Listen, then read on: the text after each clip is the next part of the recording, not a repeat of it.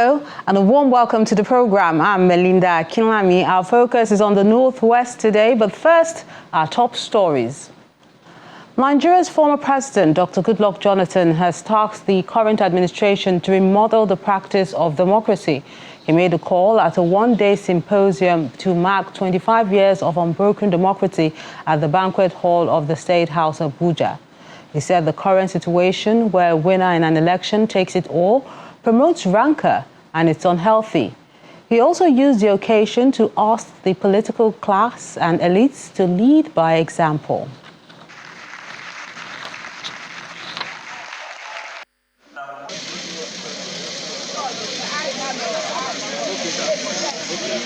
Chief of Army Staff Lieutenant General Tarid Lagbaja has ordered a comprehensive investigation into allegations of brutalization made by the civilian staff of the Ministry of Defense, with a focus on accountability and justice for all parties involved. This follows a protest by the group under the umbrella of the Joint Executive Council with the Defense Ministry's headquarters in the nation's capital, Abuja. The president of the council, Mr. Daidam Joel, says a civilian staff of the ministry has been in detention for a month now, while an assistant director working at the Command Secondary School Ojo in Lagos was brutalized recently without recourse to civil service rules.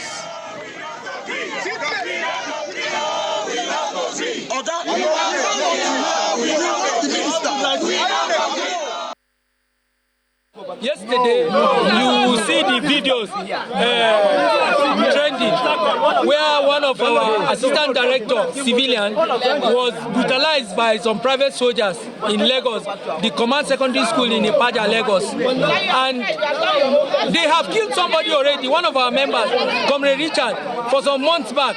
2 months ago. And we have asked the management to react, but up to today, we've not seen any action. And continuously, last month, one of our civilian staff was locked in the guard room at Jaji for 1 month, over a month now. It was because we had to meet the PAMSEC that they called and he was released. And then yesterday again, this incident happened again.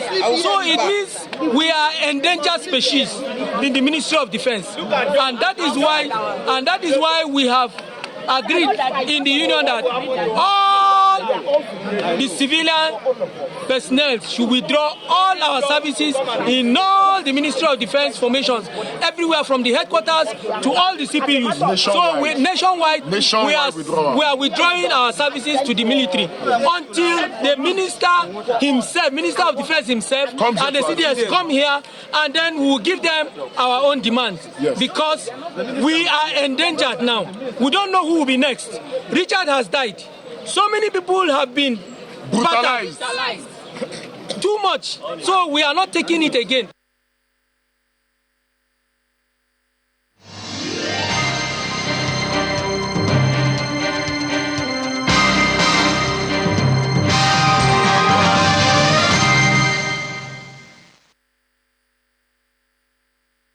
The rate of insecurity in Kaduna State is declining tremendously by the day due to collaborative efforts of the state government, security agencies and other relevant stakeholders. And that's according to the governor, Uba Sani, who says that his administration has since adopted both kinetic and non-kinetic approaches in tackling the security challenges, noting that good governance, justice and equity remain key in addressing insecurity, poverty and other social-economic problems in Kaduna State.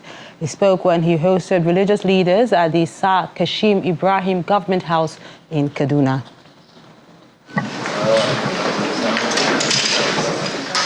It's the fifth meeting between the governor and religious leaders at the Sir Kashim Ibrahim Government House in Kaduna State. Governor Uba Sani and his deputy, Dr. Hadiza Balarabe, are at the meeting aimed at assessing the progress made in promoting peace and forging unity in the state, as well as taking a critical look at emerging issues and collectively mapping out strategies to address them. Security for us is very important, and that is why we believe all of you sitting here can also support us with advice on how how we can be able. But I want to say it here that we are having a lot of success in the area of security because we have been collaborating, working closely with the 11 security agencies in Nigeria. That was the reason why only last week we distributed 150 patrol vehicles to our security agencies in Kaduna State because we believe we need to partner with them, we need to support them.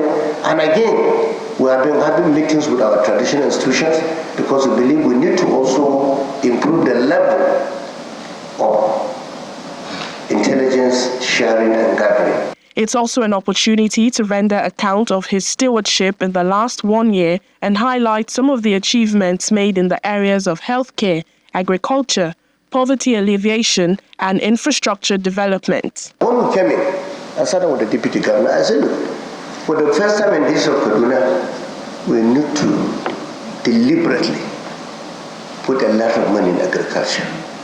We have also looked at the issue of healthcare. Healthcare for us is the second in terms in the budgetary allocation.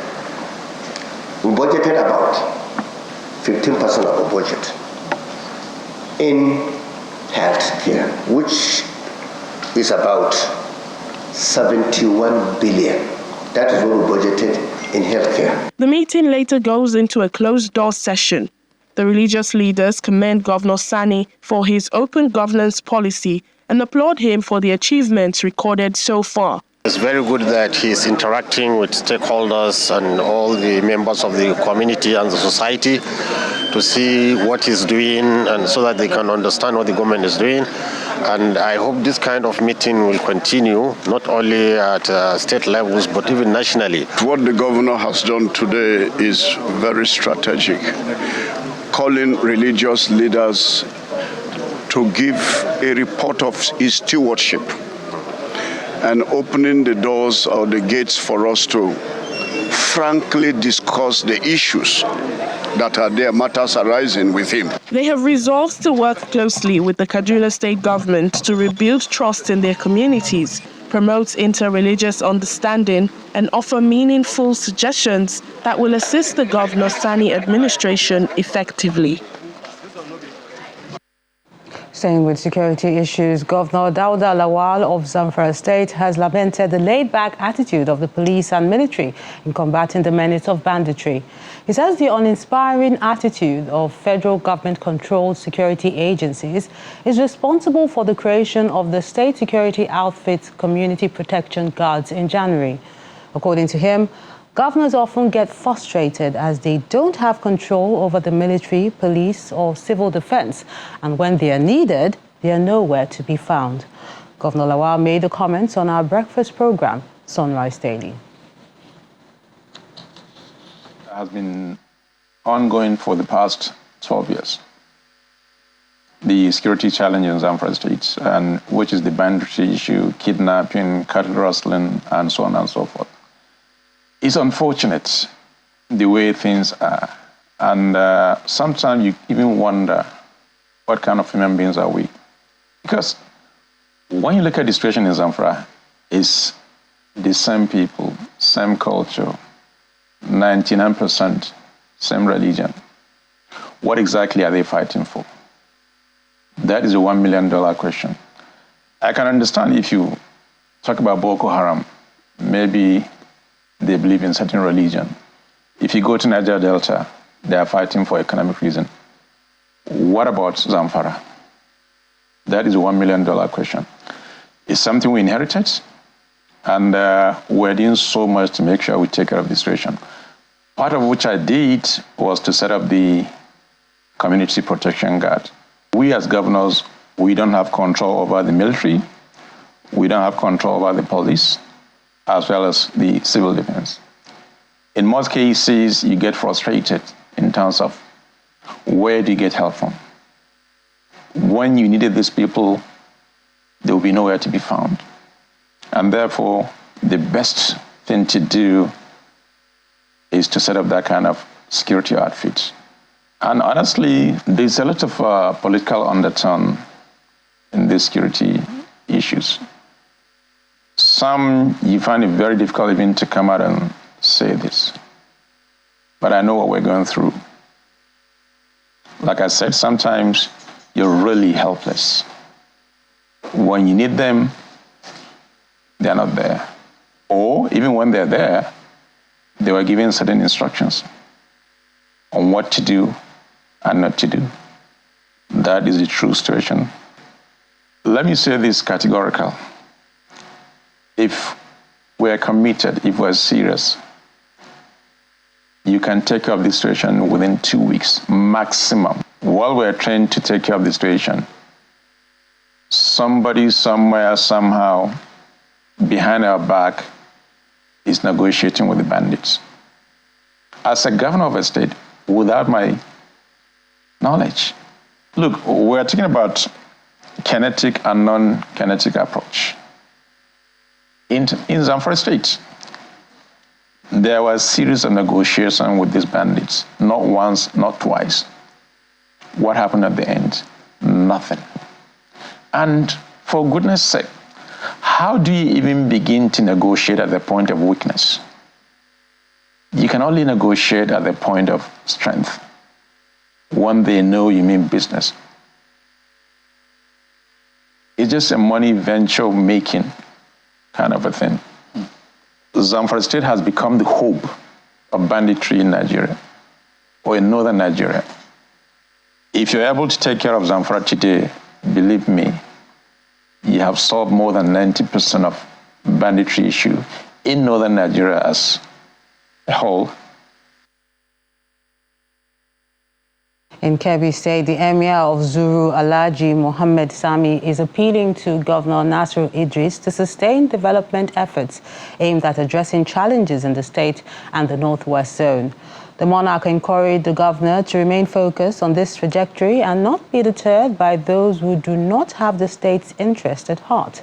He made the comments when he met with the Commissioner for Information and Culture. In recent years, local government areas under the Zuru Emirate in Kebbi State, northwest Nigeria, have faced numerous challenges, including a lack of social development and insecurity. However, with the advent of Governor Nasir Idris' administration, the people of the region were assured of infrastructure development and improved security. During his one-year anniversary broadcast, the governor reaffirmed his commitment to protecting the lives and properties of the state's citizens. We are all living witness to the fact that security situation in some areas of Kebbi South were seriously compromised, which made farming impossible, and destruction of lives and properties was a regular occurrence. We therefore took the bull by the horn and made concerted investment that sought to provide enabling environment for our security operatives to optimally perform by means of providing funds for fueling of operational vehicles, allowances, and other incidentals to the Nigerian Army, Nigerian Police, Nigerian Civil Defense, Department of State Services, Vigilante, Hunters, and other volunteers. In appreciation of the governor's dedication, the Emir of Zuru, Alhaji Mohammed Sami, commended Governor Nasir Idris for his efforts in addressing the challenges facing the region. He encouraged Governor Idris to stay focused and not be deterred by those who do not have the state's best interests at heart. Every state has its leaders with different styles of governance and so on. But we're lucky to have a person who has passion for work. We have somebody who is sympathetic with our plight within the state, cutting across all the emirates. The Emir appreciated the current administration's determination to address the issues and improve the lives of the people. The Katsina State Governor, Diko Rada, has launched the 5 billion Naira SME Growth Fund as well as Business Development Support, BDS, core intervention programs aimed at empowering small and medium-scale enterprises. Entrepreneurs are to be provided with financial resources, business development services, and access to market. While launching the program at the State Secretariat Conference Hall, Governor Rada emphasized that MSMEs are the backbone of any economy.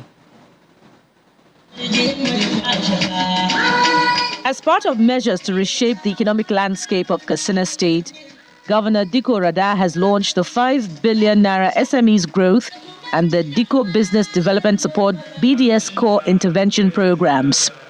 According to the governor, creating economic opportunities through upscaling SMEs will lead to job creation, poverty reduction, and a strengthened local economy.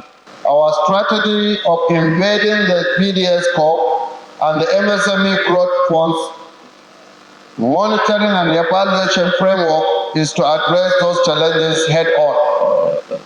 We are optimistic that this will significantly enhance the performance of loans and entrepreneurs will be better equipped with the utilized fund resource financial resources effectively, leading to the high repayment rates and reduced default risk. This in turn will build confidence among financial institutions and encourage further investment in our MSMEs. The Director General of the Katsina State Enterprise Development Agency, KASEDA, Aisha Malumfashi, announced that the 5 billion naira SMEs fund is designed to provide accessible and affordable financial options tailored to the unique need of the SMEs.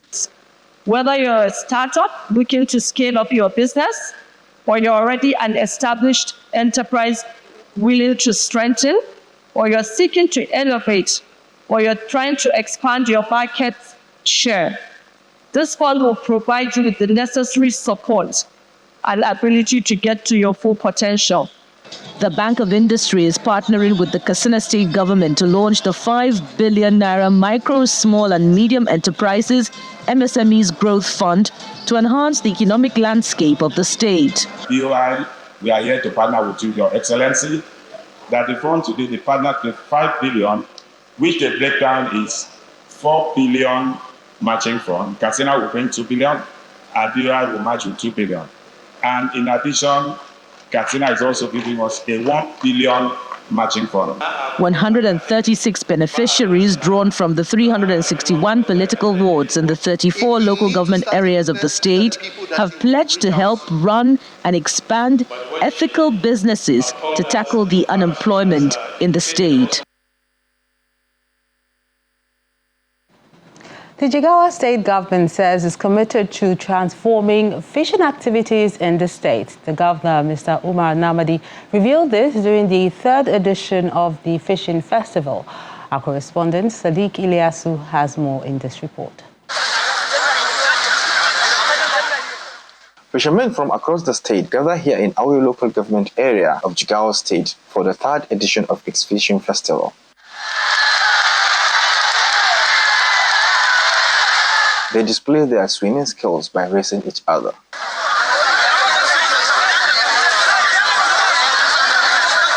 Each participating group is in the water to catch the biggest fish.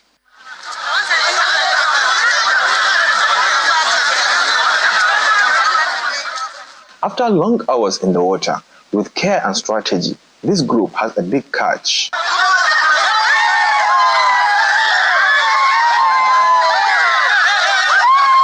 They celebrate as the size of the fish gives them hope.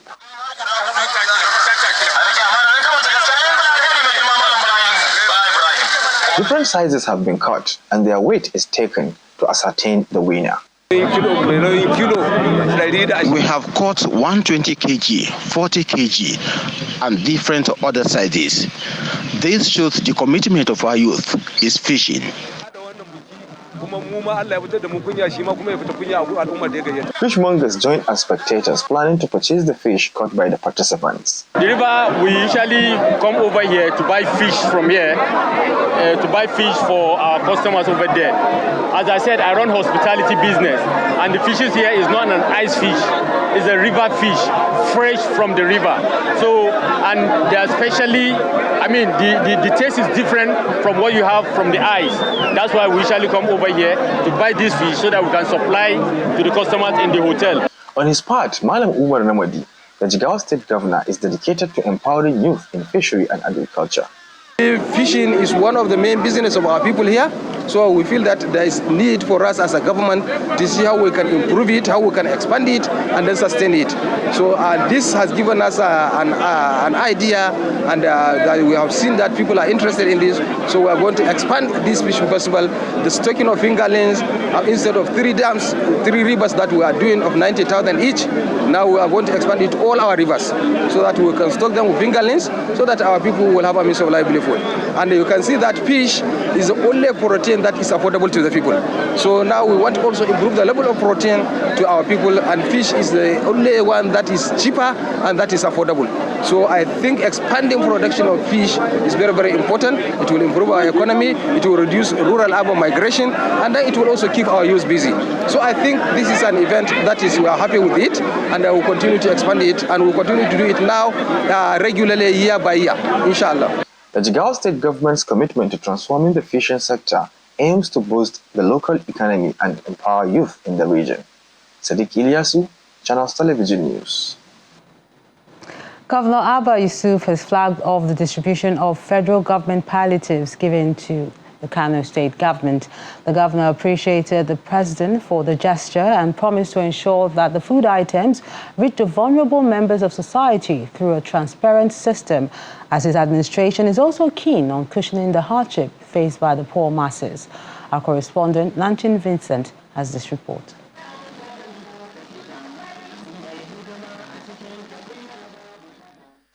It is a huge relief for families in Kano State struggling with the realities of high food prices as the state government begins distribution of food items donated by the federal government as palliatives to cushion the knock-on effect of high fuel and electricity prices.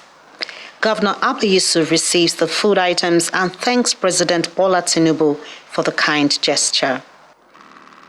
Let me say also a very big thank you on behalf of the good people of Kano State, and of course on behalf of myself and the government, to Mr. President and Commander-in-Chief for supporting our effort.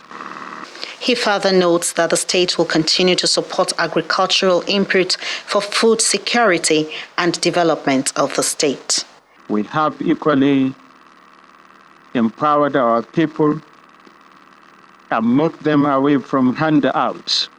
We have embarked on massive cultivable land clearance, irrigation facilities, rehabilitation, and creation of new infrastructure, supply of modern farm implements to support food security, generate income, and reduce poverty amongst our teeming population.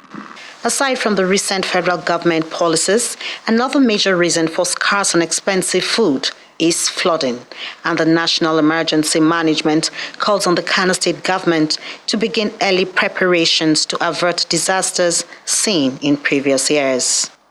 Your Excellency, in view of the foregoing, I wish to request the state government to kindly take proactive and necessary mitigation measures in addressing the issue or these issues, namely directing the State Emergency Management Agency, our frontline local government authorities, and other response agencies to put in place preparedness or preparedness actions. Carry out public enlightenment campaigns targeting vulnerable communities to undertake mitigation actions and prepare for evacuation for safe ground. The distribution of food items across the country is part of the federal government's promise to help reduce the hardship being experienced by the poor and vulnerable, in line with the New Hope agenda. From Kano Commercial City, Nanchin Vincent, Channels Television News. Officers and men of the Nigerian Customs Service, Sokoto Zamfara Command, have reportedly turned down a 1.5 million naira bribe from suspected vandals. On June the 8th, the operatives of the command clamped down on a notorious cartel that specializes in vandalism of railway tracks. While briefing journalists at the command's headquarters in Sokoto, its controller, Mr. Kamal Mohammed, said the suspects could not tender evidence of allocation from the Federal Ministry of Transportation.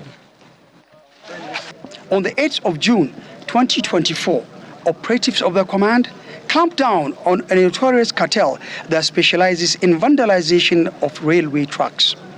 A truck conveying a 20-foot container laden with vandalized railway tracks, along with 3 suspects, were intercepted by the command monitoring team at Kajiji along Kebbi Road. The suspects could not tender evidence of allocation from the Federal Ministry of Transport, instead made an overture to bribe the officers with 1.5 million naira and even making an advance cash offer of 300,000 naira.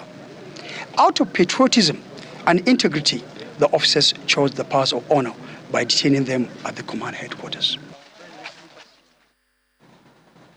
That's the program today. Thank you so much for watching. I'm Melinda Akinlami.